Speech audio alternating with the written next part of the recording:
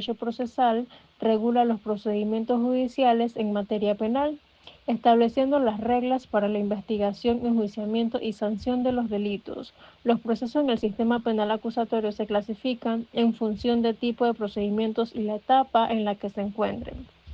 Aquí vemos clasificación de los procesos en el derecho procesal penal. Proceso común, que es el que se aplica a la mayoría de los delitos y sigue las etapas de investigación, intermedia y juicio. Proceso abreviado, que es el procedimiento más rápido que el ordinario aplicado cuando hay pruebas suficientes y el acusado acepta su responsabilidad. Proceso especial, incluye diversas variedades adaptadas a circunstancias específicas como el juicio de menores, para menores de edad en conflicto con la ley. Proceso ordinario. Es el proceso penal común que se sigue en la mayoría de los delitos y sigue las etapas del sistema penal acusatorio. Proceso abreviado. Se aplica en delitos con penas menores o cuando el imputado acepta su culpabilidad, lo que agiliza la resolución del caso. Proceso especial. Engloba procedimientos específicos según la condición del imputado o la naturaleza del delito. Según la modalidad del proceso, proceso penal acusatorio.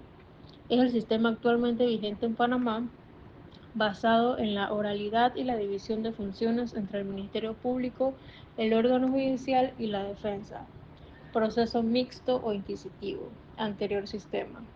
Aunque en desuso, este sistema era predominante, escrito y centralizaba funciones en el juez.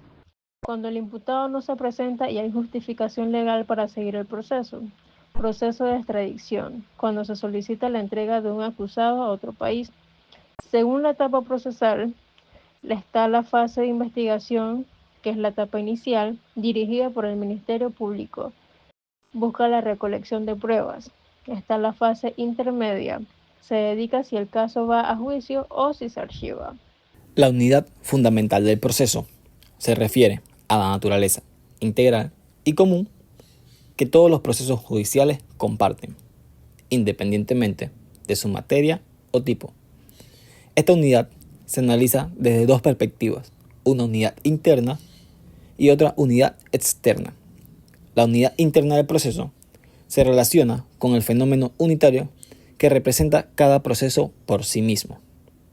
Aunque un proceso involucra múltiples actos relacionados por varios sujetos, estos actos unificados por una finalidad en común, que es resolver la controversia. Esta unidad no se pierde incluso cuando hay varias instancias o jugadores involucrados.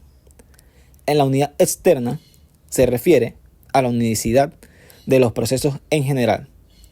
Todos los procesos, independientemente de su contenido, comparten características comunes, como lo son la fase postulatoria, que vendrían siendo la demanda y la constatación de la demanda, la etapa probatoria, que es la presentación de pruebas, el periodo de alegato, que es la presentación de argumentos finales, la sentencia, que es la resolución final del conflicto, y la etapa de impugnación, que es los recursos contra la sentencia.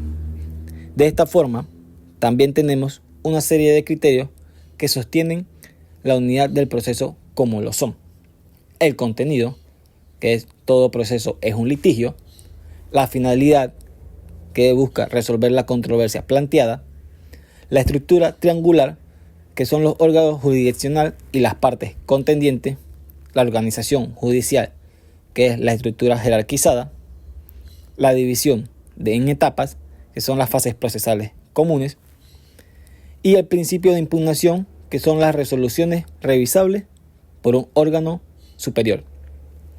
De esta manera, podemos decir que la importancia de la unidad fundamental del proceso se puede destacar en varios aspectos claves, como lo serían la garantía del debido proceso, la coherencia y el orden, la imparcialidad y la justicia, la protección de los derechos fundamentales y la seguridad jurídica.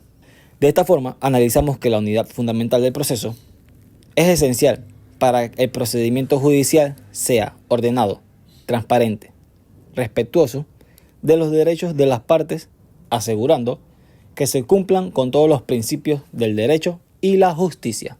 La tesis dualista versus la tesis unificadora en la clasificación del proceso se relaciona con si el derecho procesal debe tratarse como un campo unificador o dividirse en ramas separadas.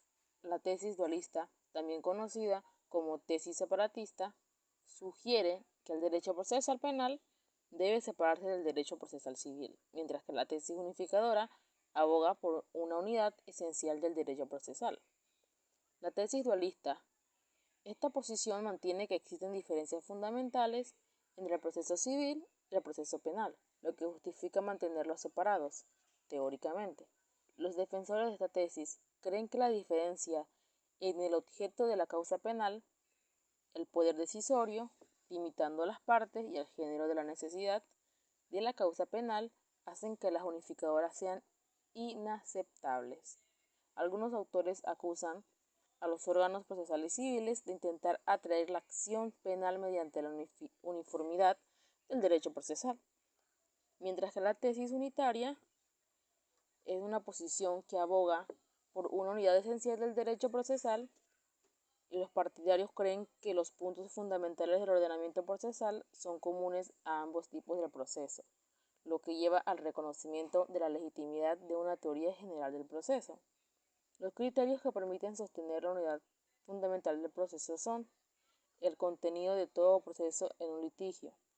La finalidad de todo proceso es la de dirimir o resolver un litigio.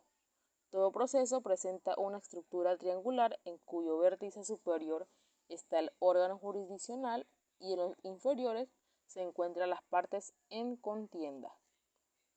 Al igual que todo proceso presupone la existencia de una organización judicial con jerarquía y escalonamiento de autoridad. Todo proceso está dividido en una serie de etapas o consecuencias o secuencias que se desenvuelven a lo largo de su principio hasta su fin. Todo proceso tiene un principio general de impugnación mediante el cual se postula la necesidad de que las resoluciones del tribunal puedan ser reexaminadas o revisadas. Para determinar qué tipo de proceso se aplicará para resolver una controversia, es preciso establecer en primera instancia que la ley sustantiva debe emplearse para dirimir el conflicto, como puede ser en el ámbito penal, administrativo, constitucional, civil, mercantil, familiar o de arrendamiento inmobiliario. La diferencia de estas tesis es que la tesis dualista es una idea que dice que el derecho procesal penal, el que se usa para juzgar delitos, el derecho procesal civil, que se usa para resolver problemas entre personas o empresas, son muy diferentes, por lo tanto deben estudiarse y aplicarse por separado. Los que defienden esta idea se enfocan principalmente en el derecho procesal penal y lo aíslan de las otras ramas del derecho procesal, mientras que la tesis unitaria defiende que el derecho procesal es esencialmente uno solo. Los procesos civiles y penales tienen puntos en común, que todo proceso implica un conflicto que debe resolverse con un juez y partes opuestas. La importancia en que entendemos el derecho procesal, si de forma dualista o unitaria, influye en cómo se crean las leyes y cómo se interpretan los procedimientos legales. La tesis unitaria ha ganado más apoyo a medida que el derecho procesal se ha desarrollado. Para saber qué tipo de proceso debe seguirse, es importante saber qué ley se aplica al problema, ya sea penal, administrativa, civil, entre otros. Para concluir con esto, la tesis dualista y la unificadora en la clasificación del proceso representan un debate fundamental sobre la naturaleza y alcance en el derecho procesal. La tesis dualista aboga por la separación entre el derecho procesal penal y el civil, argumentando diferencias sustanciales que justifican su tratamiento diferenciado. En contraste, la tesis unificadora promueve una visión integrada al derecho procesal, destacando los elementos comunes que subrayan a los distintos tipos de procesos y defendiendo la existencia de una teoría general del proceso.